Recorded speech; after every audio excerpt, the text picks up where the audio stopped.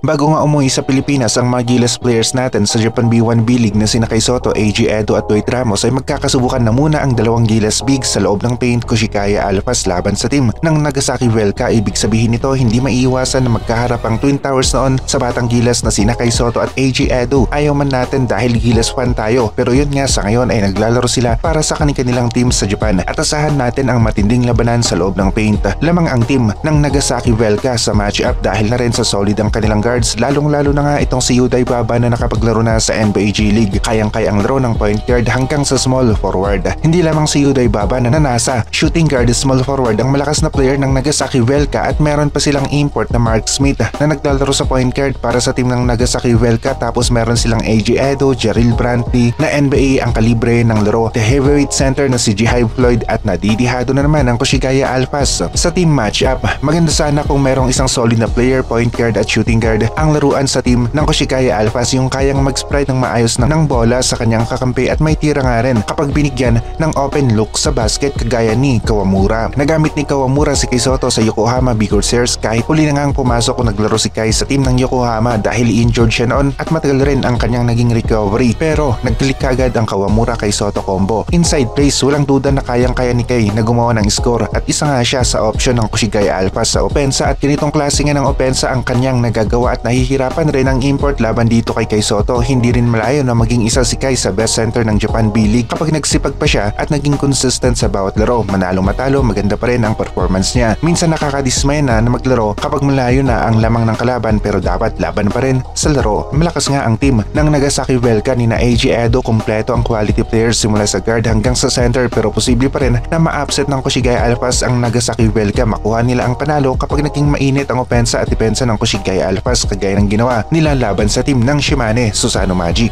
At nakuha nila ang una nilang panalo laban sa team na ito. Hindi lamang si Kai ang may malaking ambag noon noong nanalo sila laban sa team ng Shimane Susano Magic at 5 players ang umabot sa double digit scoring para sa team ng Koshigaya Alphas. Nabibigyan naman ng Koshigaya ng magagandang pasa si Kai, pero nagagawa ng kalaban na ma-check si Kai Sotto sa second game kapag back-to-back games ang labanan. Kailangan nga rin na mag-adjust ang Koshigaya at hanapin nila ang mga nagkakaroon ng open looks na Koshigaya players at kung open yung hindi naman madalas magmintis. Pero yun nga ang nangyayari sa Koshigaya, madalas silang nagmimintis sa kanilang mga open looks at napansin natin ito sa kanilang mga laro. Lumaban ang Koshigaya Alphas, kaya nilang manalo, pero biglang nagkukulaps nga rin ang kanilang laro sa crucial minutes ng game at dito sila natatalo. Napansin natin na madalas nakakatabla parehasan sa pag-score kung hindi ay nakakalamang pa nga ang Koshigaya team sa umpisa ng kanilang laro. Pero pagdating ng third quarter at fourth quarter, nakakapag-adjust na nga ang kalabang team kontra sa team ng Koshigaya Alphas. Sa kasalukuyan nga ay isa si Kai sa top center ng Japan B1 B-League sa aspeto ng rebound at blocks. Sa AG Edo naman ang top 1 sa blocks. Maganda ang pinapakita niyang depensa na bubutata niya ang kanilang mga kalaban. Hindi natuloy last season ang Kai Sotto AG Edo matchup dahil na rin sa nagpapagaling si AG Edo sa kanyang injury at matagal na panahon nga rin ang kanyang kinailangan para sa recovery. Pero ngayon 100%